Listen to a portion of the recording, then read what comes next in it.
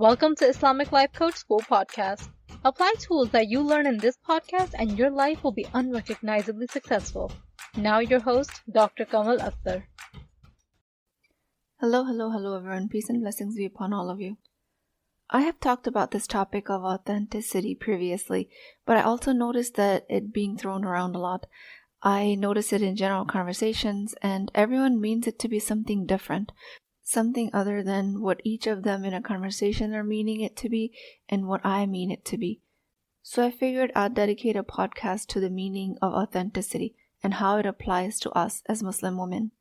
For now, the way I see it is everyone is taking authenticity to mean something different, something that serves them, which I'm all for. You can define and redefine any concept that helps you create a life of your design.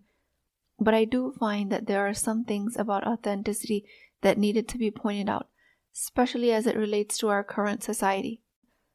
Authenticity is when your thoughts are aligned with how you feel, which are then in turn aligned with the words you speak or actions you take, meaning your words are truthful and you believe what you're saying with your body. There is psychological alignment, meaning authenticity, which involves a congruence between your internal state, thoughts, feelings, values, and external expressions, like your words and actions. So authenticity by definition is meaning a type of self-congruence, a self-coherence. When there is this level of alignment, people experience a greater sense of well-being. Authentic behaviors by definition activate neural reward networks, and human beings have a high sensitivity to people who are being authentic. They're perceived as genuine and honest. When you feel authentic and when you're acting in that way, that frequency vibration, that energy level lets you create genuine relationships. Evolutionarily speaking, the ability to detect inauthenticity in others was important for survival, as it related to your trust and cooperation within groups. And even now, we're deeply wired to detect when someone is being incongruent, because technically that meant danger and a difference between survival and death. But now let me bring your attention to our current understanding of authenticity. These days, what our sub-vocal understanding of authenticity is, it has to do more with immediate gratification, continually giving into your intrusive thoughts, base desires, your lower urges. If somebody cuts you off and you're triggered by their erratic driving and you yell at them and you curse, you release that frustration. And with that comes immediate gratification of giving the driver a piece of your mind. This is labeled as authentic. Reaction to your immediate impulse is defined as authentic. You get triggered and you act from that trigger. By this definition of alignment, you act according to how you think and feel, even if each time you're just reacting to a situation. And this can be considered authentic. And technically it is. But what I'm about to point out to you in this podcast is the difference between higher level of authenticity as it relates to our moral and long-term values versus authenticity as we label it just by acting on our triggers. Imagine a scenario where you as an employee is unfairly criticized by a colleague in a team meeting. This triggers you. You react immediately with anger or defensiveness with little regard to the magnitude of your reaction or the unprofessional nature of your response. It can totally pass as being authentic, because after all, you were being unfairly criticized. But I will point out that this is a lower level of authenticity. This is from your lower brain, because authenticity from a more evolved response would be taking a moment to process the criticism. Maybe approaching the colleague privately to discuss the matter, maybe being assertive in public or in private, or even confronting them during the meeting, but with a controlled response. Both of these responses reflect authenticity, especially if you're working strictly with the definition of alignment like I gave it to you. But if you're authentic from a higher brain, you will choose intentionally. You will always be more impactful that way. And you will have more long-lasting positive consequences, rather than just the immediate gratification of telling the colleague off. I'm not saying by any means don't hold the colleague responsible. I'm saying doing it from a triggered state doesn't create as much impact as you would want. And that's because the immediate impression of the situation that your brain creates is not always accurate. Usually, for an untrained mind, the immediate impulse is that of the default setting, right out of the box. And again, the tragedy here is that these days it's being described as authentic and being celebrated. Meaning if you felt angry in that moment and you acted on that anger, or if you have a desire towards the opposite gender and you act on it because that's just how you feel, that's what's called authentic.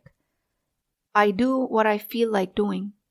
Yeah, well, of course, you will feel like it because your brain has thoughts about every single one of your situations, and you will have feelings about every one of these situations. But is it always the thought and the impression that you want to adopt? The very first impression that your brain gave you, is that really what you want to choose? When I invite you to the work of self-elevation, often the response is, I'm just being myself. What is your problem? I'm doing what I feel like doing. Especially for people who look forward to conflict and thrive in arguments. Their stance is, I'm being myself. I don't care how uncomfortable I make anyone else feel around me. This is my true authentic self. And I do agree. You're totally allowed to practice that level of authenticity. But I just want to point out that there's another level that you can practice, and the one I choose to practice is from my intentional thoughts and feelings. And from these intentional thoughts, I'm still in a state of believing what I'm saying and acting in alignment with this belief. It's just that I'm acting from more refined beliefs. They come from a better, improved version of myself before choosing the belief that my default, effortless thoughts offer me. Authenticity in the postmodern world is about acting on your lower, most animalistic desires and calling it not only acceptable but noble. I don't feel like taking care of my elderly parents. I can't stand my neighbors. Just giving in to your default idea of what is more convenient and relaxing and what is right, and then calling it authentic. While, again, it is in alignment with your thoughts and feelings, it is extremely self-referential because the mind is capable of justifying all sorts of evil just to justify your actions. The mind is extremely creative, but its experience is subjective, and it will justify the lowest of the low action if it keeps you in alignment. Meaning it will create elaborate stories to justify your thinking, just so you produce feelings and actions in congruence, just so you can feel authentic. Your mind will go out of its way to present you excuses, justifications, thoughts that explain your action away, again, just to keep you in alignment, because authenticity is the highest frequency vibration of an emotion that you can feel as a human. And I heard somewhere that the frequency of authenticity is 4 times stronger than the frequency of love, meaning it's more pleasurable for a human brain to feel authentic. And by the way, I heard this comment on the internet, and I mean, if it's on the internet, it must be true, but I was not able to fact check this statistic. I couldn't find anything that scientifically proved this number of authenticity being 4 times stronger and pleasurable than love. I did hear it from an expert in a video, but again, I don't have any facts to back it up. But in any case, even experientially, if I am to set aside this lack of scientific evidence that authenticity is more magnetic and powerful than love, I can just tell you experientially, by the factor of being alive on this planet, that when I feel authentic, it is a highly pleasurable state to be in. It is a powerful magnetic state. All of this can be called congruence, integrity. So again, the point I was trying to make is your mind will go out of its way to present you all of the thoughts to justify your actions just so you can stay in alignment and integrity, because the human mind seeks and craves that state, and it always wants to be in alignment. So another example is if a friend asks me to get together on Friday night for dinner, and I say, sure, let's do it. It will be fun. I haven't seen you in so long. But in the back of my mind, I'm thinking she's either always late or canceling plans at the last minute. I will feel incongruent when I'm agreeing to this invite. I'm not believing with my body what I'm saying with my mouth.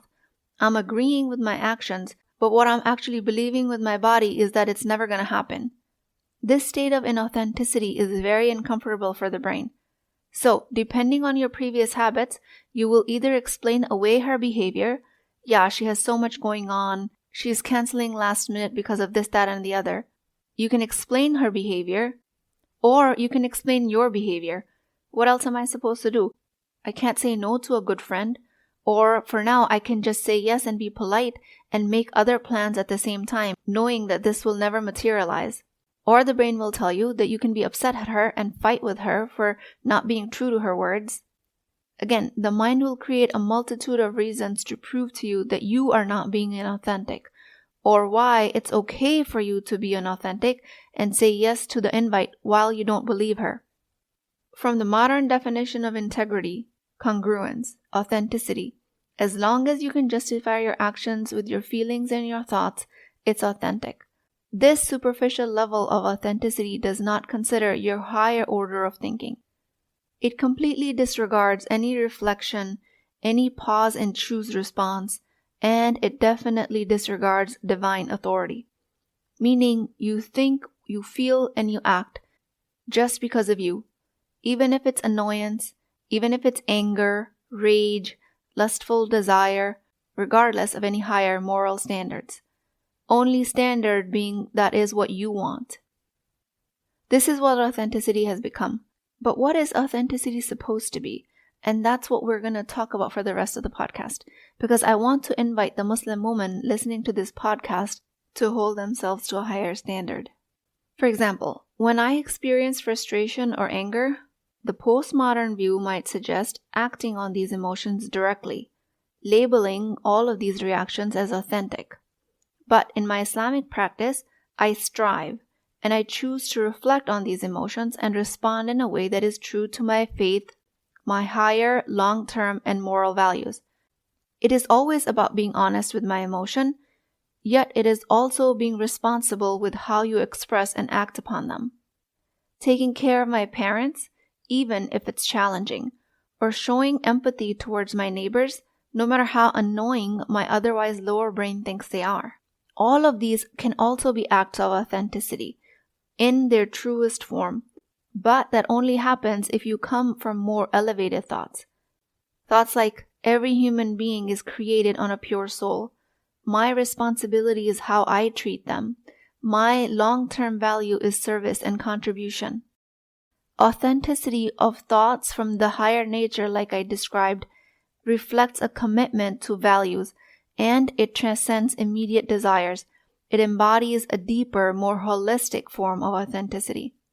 This level of congruence doesn't equal to giving in to the lowest desires of the nafs. And more importantly, it also doesn't imply a fake humility or toxic positivity, meaning you going around thinking positively about every situation, especially if you don't believe it. What it means is that you don't just give in to your basic desires, like the one of your ego or nafs. So if you're angry, it's not just about letting the anger take over. While you can do it, but in case showing up with anger is not your value, and you regret your actions if you're acting on anger and frustration, then thinking about the situation where you are curious why you're angry, and showing up with a different chosen emotion. Anger is default. Curiosity might be the more elevated version of authenticity. This higher level of authenticity doesn't mean pretending to always be overly positive. It's about being sincere and true to your higher chosen beliefs, even if that's tougher to do, because the easy way might be reflexive thinking, abrupt reactions, and then calling it authentic. My invite to you here is authentic is reflective, curious, thinking about what you're thinking and choosing a response with your goals in mind. Showing up in relationships as authentic, keeping your future goals in mind. Making financial decisions, keeping your long-term goals in mind. Not just giving in to impulsivity because a TV came on sale and justifying that impulsive purchase by calling it authentic. I bought this and that because I wanted to. I felt like it was a good idea in the moment. Yes, of course it will feel like a good idea in the moment, because that's what consumer economy promotes. And currently you have all of the language that you ever need based on the current understanding of authenticity that you are actually being congruent when you're actually just being reactive to the situation, falling for and believing the first story your brain tells you about the situation and acting from that belief. And like I told you in the beginning of the podcast, yes, in this case, thoughts, feelings, and actions are aligned. But for a Muslim striving to be a more elevated human being, that is the path to get over the initial intrusive thought, to get over the understanding what feels like a good idea in the moment, and graduating to a level of thought that is in more alignment with your long-term values and goals.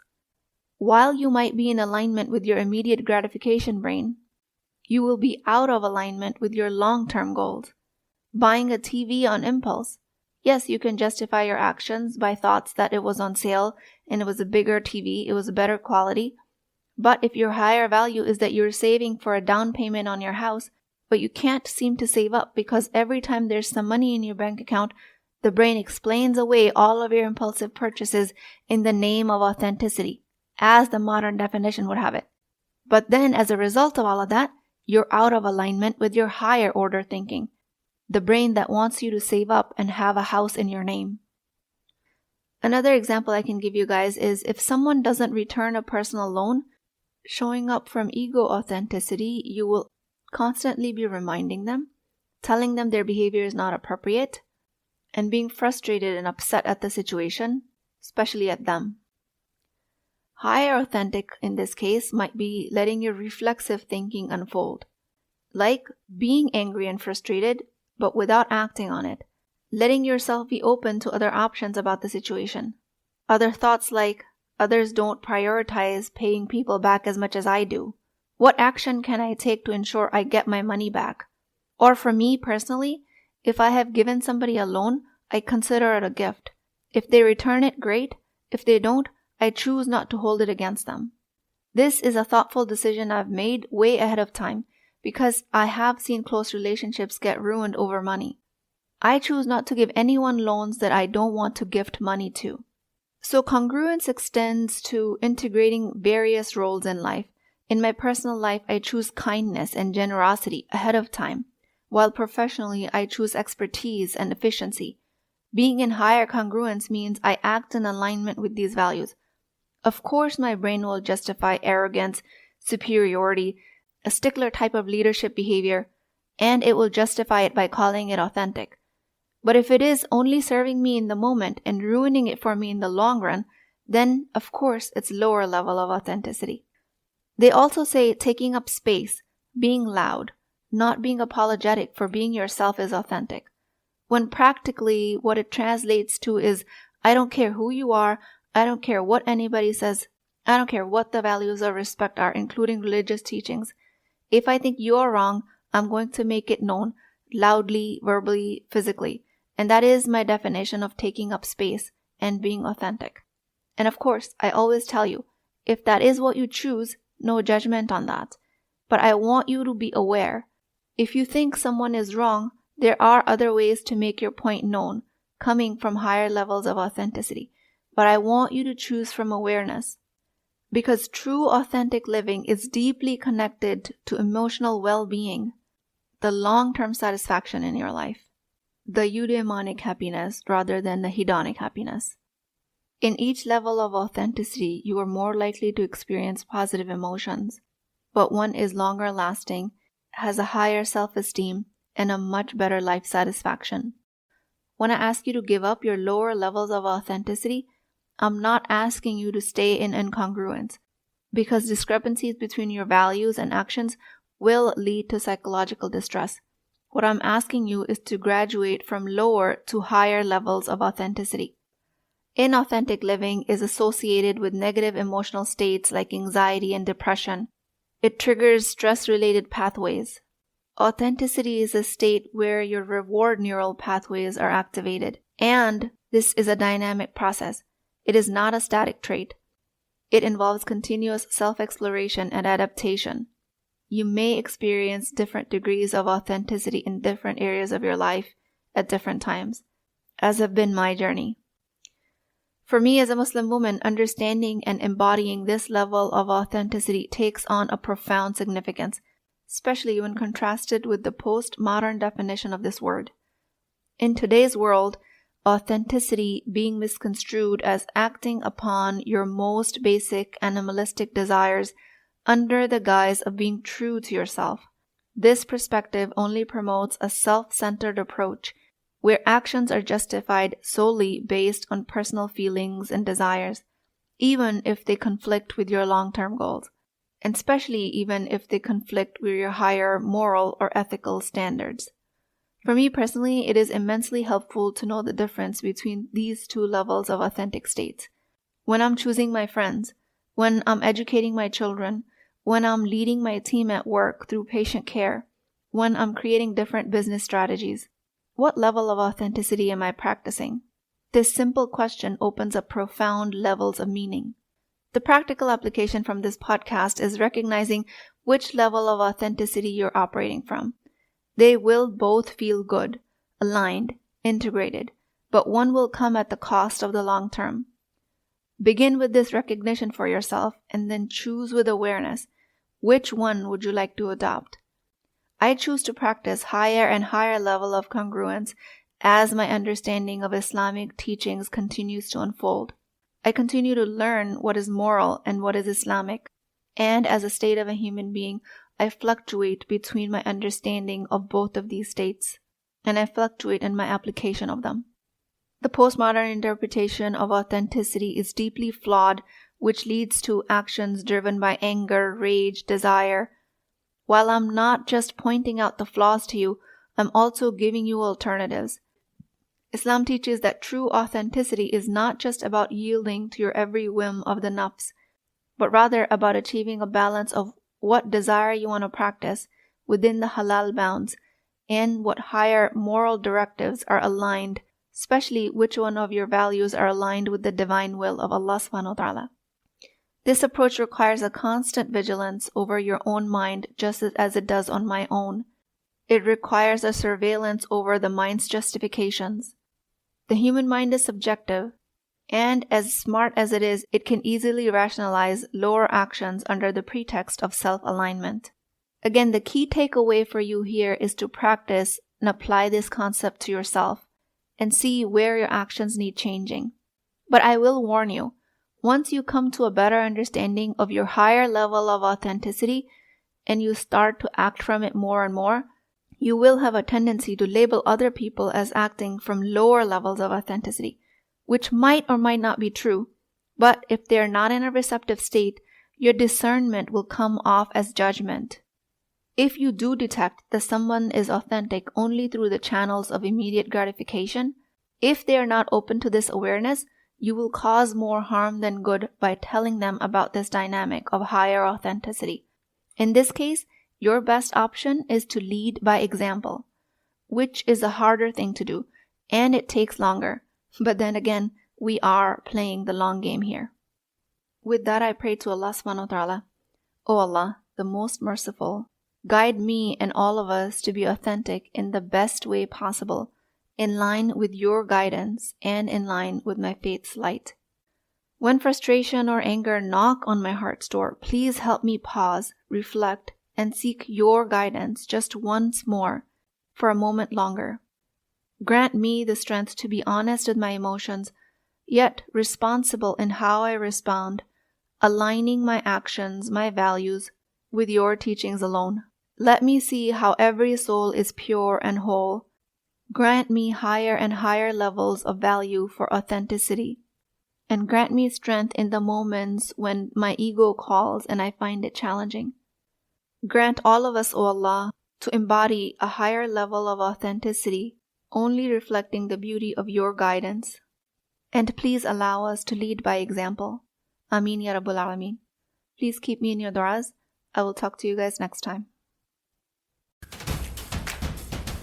If you're interested in getting coached by me, I'm offering a very affordable opportunity to do that with Wisdom Wednesdays. This is not a course, not a lecture. This is an opportunity for live coaching, real change with Islamic adab and etiquette. You do not need more information. You actually need a space to create change. At $19.99 a month, which is the price of takeout dinner, you as a Muslim woman will create confidence, intimacy, and connection without shame or fear of judgment, because your privacy is my highest priority. So join at www.islamiclifecoachschool.com, resources, Wisdom Wednesdays. I'll see you inside, inshallah.